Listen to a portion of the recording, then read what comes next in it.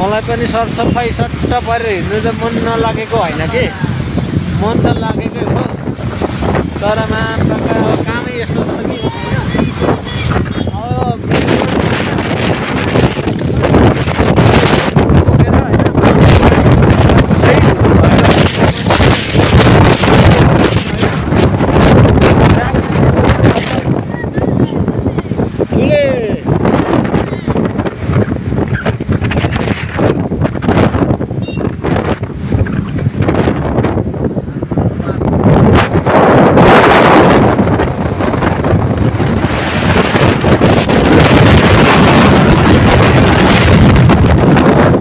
ल हाम्रो केटाहरू चाहिँ निस्किसकेको छ होइन।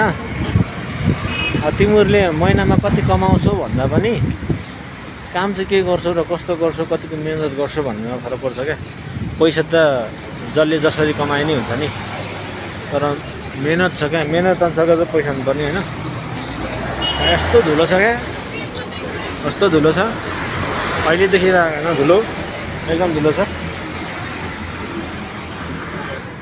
त्यही भएर चाहिँ अब छोरी मान्छेहरूलाई चाहिँ अब मनको पिर पर्यो भने उनीहरू चाहिँ दुःख पोख्नलाई उनीहरू माइती जान्छ क्या।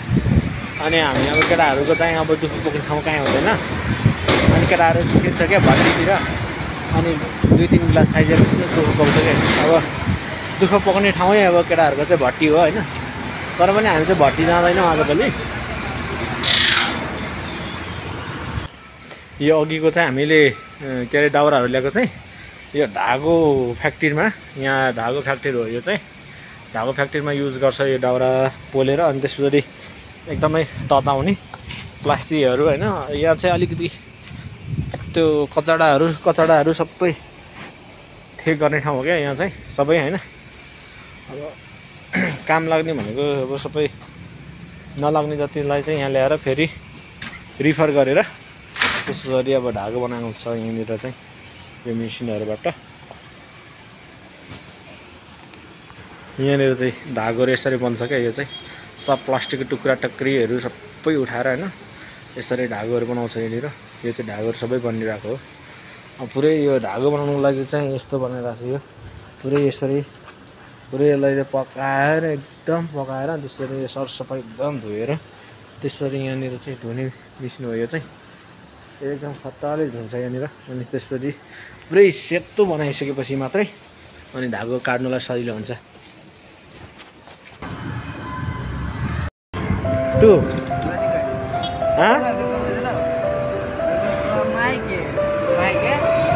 कति गाय छ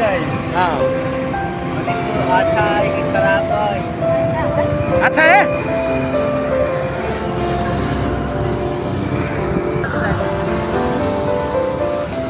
यो यिनीहरू त नेपाली नि जस्तो छ महाकाईहरू।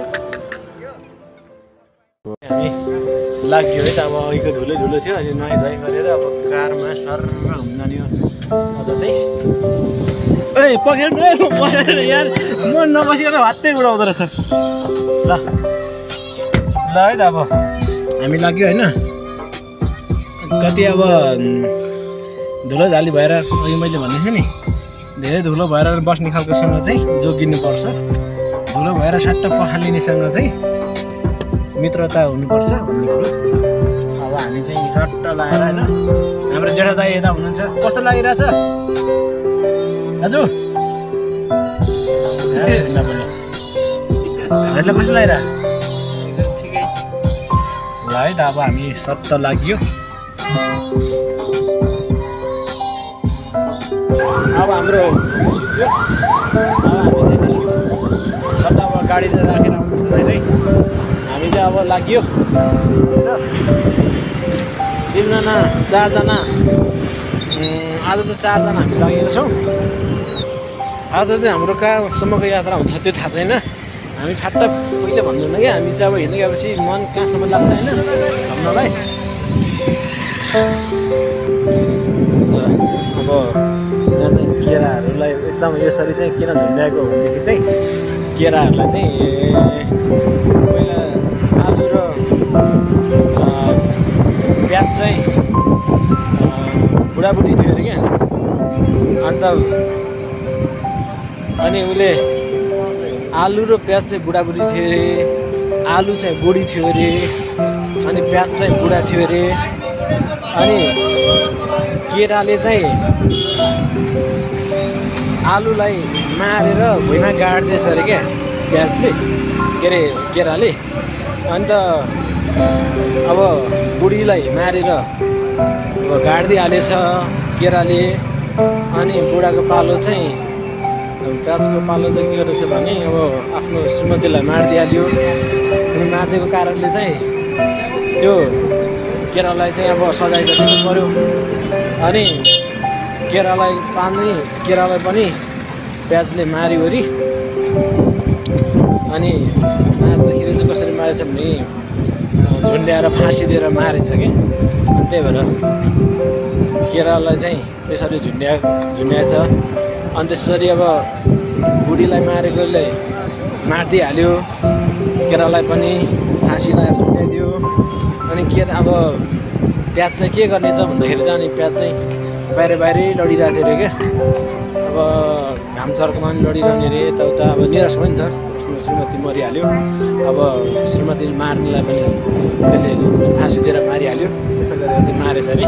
त्यही भएर प्याजहरू पाकिसकेपछि उखुल्ने बेला भइसकेपछि त्यो चाहिँ बाहिरै हुन्छ, लडिरहेको हुन्छ। केरालाई चाहिँ जहिले पनि मान्छेहरूले बेच्ने बेलामा चाहिँ झुन्ड्याएर राख्छ। अब आलु चाहिँ अब भुइँमा गाड्छ, अब गाडिदियो, गाडेको कारणले त्यो फल्छ। आलु चाहिँ भुइँमा फल्छ। त्यो कारणले चाहिँ यसलाई यसरी बुझौँ। अन्त अहिलेलाई यसरी हिँड्दैछौँ। यसरी हिँडेर घुम्नुलाई छिट्टै मजा छ। गाडीमै घुमिराख्यो भने चाहिँ बाहिरको कुराहरू यताउता हेर्दैन क्या। अब गाडीमै हिँड्नुपर्ने हुन्छ। त्यही भएर चाहिँ हामी यसरी हिँड्यो। यतातिर चाहिँ हामी लगभग 69 सालदेखि हामी यो एरियातिर घुम्ने, यतातिर हाम्रो दिल्ली हिँड्थ्यौँ त्यो बेलामा। अहिले चाहिँ 10 वर्ष पछाडि, त्यति बेला चाहिँ हामी केटाकेटी थियो भनौँ न। अहिले चाहिँ 10 वर्ष पछाडि चाहिँ अब दारी फुल्न थालिसक्यो। अहिलेसम्म बुद्धि आएको छैन के कसो। हरिबहादुर, यो एरियामा चाहिँ हामीले पहिला पानीपुरी खान्थ्यो। यो अहिले चाहिँ यस्तो दामी घर बनाएको छ कि अहिले पनि छ रहेछ पानीपुरी चाहिँ। तर त्यही बेलामा एकजना आमाले राख्नुहुन्थ्यो यहाँनिर, एकदमै मिठो बनाउनुहुन्थ्यो। हामी कति धेरै खान्थ्यौँ। अहिले यस्तो घर राम्रो बनाएको छ यहाँनिर। पहिला साथीहरू कम नै थियो। अहिले चाहिँ आज चाहिँ हामी 3 जना हेर्दैछौँ। के साह्रो बोका गनाएको छ, त्यो पाऱ्यो पर राखेर छ, कस्तो साह्रो गनाएको छ। ल यहाँ चाहिँ अब यहाँनिर दिदीलाई भेट्यौँ। अन्त नयाँ खबर भनेको चाहिँ आजको एकदम खुसी लागेको खबर भन्दा चाहिँ जोस दिदीले चाहिँ दुर्गम ठाउँतिर होइन, अब कतिपय मानिसहरूले अब त्यही लत्ता कपडाहरूको गाह्रो हुन्छ होइन, त्यो लत्ता कपडाहरू चाहिँ के गर्दैछ भने कलेक्सन गरेर दिदीले चाहिँ यसपालि लैजान रहेछ। यसरी चाहिँ लगेको 430 भइसक्यो, 4-5 चोटि भइसक्यो अरे लगेको। अनि फेरि यसपालि पनि लान आँटेको रहेछ। अहिले चाहिँ कति भने लगभग यसपालि त्यो 60 केजीको बोरामा चाहिँ 4 बोरा भरिसकेको रहेछ। अब 4 बोरा जति बनाएर यसपालि चाहिँ 8 बोरा जति कपडाहरू सबै कलेक्सनहरू गरेर, अनि त्यो जस्तै अब लगाएको कपडा अनि त्यो चाहिँ अब कुनै होइन लाउनु हुने नै कपडाहरू सानो सानो, अब त्यो मान्छे बढेपछि त्यो होइन अब किन फाल्नु त्यतिकै। अब त्यसलाई चाहिँ अब गाउँतिर लग्यो भने, गाउँ दुर्गम ठाउँतिर लग्यो भने चाहिँ त्यो कपडाले चाहिँ एक्सचेन्ज गर्नु मिल्छ। अनि त्यो काम गर्नु मिल्छ नि त। जस्तै काम गर्दाखेरि लाउनु मिल्ने कपडाहरू चाहिँ त्यस्तोहरू कलेक्सन गरिरहेको छ दिदीले। त्यो चाहिँ एकदमै खुसी लाग्यो है। मैले योभन्दा अगाडि काठमाडौँमा पनि देखेको थिएँ त्यसरी लुगाको ब्याङ भनेर चाहिँ होइन, त्यहाँनिर चाहिँ जस्तै अब आफूले लगाएको कतिपय मन नपरेको कपडाहरू चाहिँ त्यतिकै राख्छ नि त। त्यो कपडाहरू चाहिँ ल्याएर राखिदिने त्यसरी नै। त्यो चाहिँ एकदमै मलाई राम्रो लाग्यो। उनीहरूले चाहिँ त्यो कलेक्सन गरेको त्यो दिदीहरूले है। त्यो चाहिँ एकदमै अब कति हामीले यतातिर मान्छेहरूले चाहिँ के गर्छ भने नि कतिपय मानिसहरूले चाहिँ अब टाई सुट कोट होइन त्यतिकै राखेर सन्काएर त्यो बिग्रिने हो क्या। महँगो साडीहरू किन्छ अनि त्यो महँगो साडीहरू राखेर वर्षमा कतिचोटि लाउँछ 3-4 चोटि भन्दा लाउँदैन त्यो राखेरै बिग्रिने हो। कतिपय मान्छेहरूले चाहिँ कपडा फेर्नु पाएको हुँदैन त्यस्तोको लागि चाहिँ यसले कलेक्सन गरेको छ एकदमै खुसी लाग्यो। यो जस्तै कपडाहरू कलेक्सन गरेर लाग्नुलाई चाहिँ एकदमै गाह्रो छ नि किनभने त्यो जो कहिले पनि गर्न सक्दैन किनभने अब है अब अलिकति लाज शर्म हुन्छ भन्ने हुन्छ तर पनि त्यसलाई पचाएर त्यस्तो गर्नुपर्ने हुन्छ एकदमै गाह्रो छ नि किनभने त्यो चाहिँ हामीले उनीहरूलाई नभएरै चाहिँ लगिदिएको होइन कि तर उनीहरूलाई चाहिँ यसो फेराउनु हुन्छ भनेर है किनभने हामीले पनि पहिला त्यसरी फाटेको लुगा कति लगाइयो होइन त्यसरी त्यो थाहा छ नि त हामीलाई होइन दुःख भन्ने कुरो त्यही भएर चाहिँ दिदीले यसरी कलेक्सन गर्न आएको छ। हाम्रो दिदी चाहिँ विश्वासी दिदी नै हो उहाँको नाम चाहिँ मैले खुलाउन चाहिनँ। आज चाहिँ धेरै हिँडेर यहाँ अब मालिस गर्न आउँदैछु। यहाँ छोरीले पनि मालिस गरिरहेछ छोराले पनि मालिस गरिदिइरहेछ झन् उनीले त झन् साह्रो भइहाल्यो।